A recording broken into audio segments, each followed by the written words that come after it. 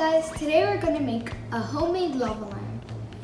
And we're going to add an experimental group, control group, dependent variable, and independent variable. If you don't know what those are, don't worry, I'll get to them.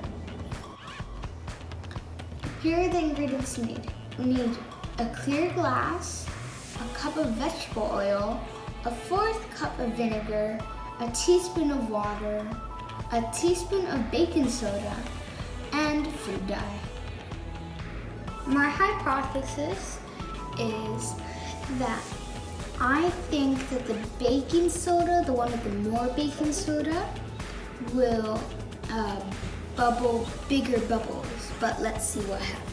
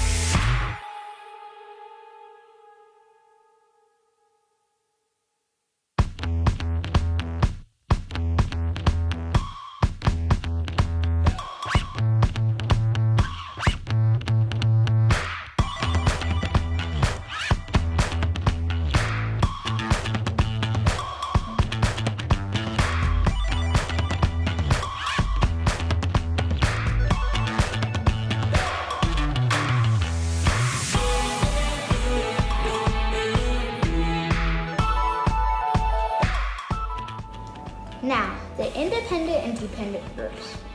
The independent group is the group or material that you use, and then the dependent group is the one that depends on it.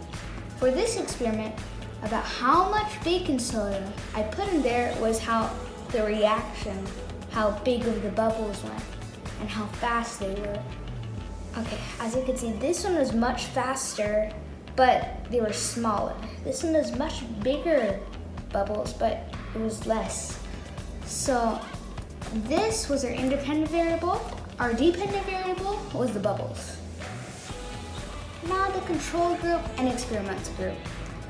You usually have groups of experiments because you have to do it over and over to get the correct precision and accuracy.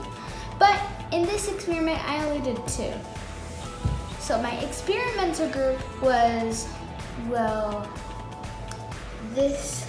this side, because this side I put 2 teaspoons of baking soda, and this one I only put 1. So you can see that this one I was interested in the baking soda, so I added more.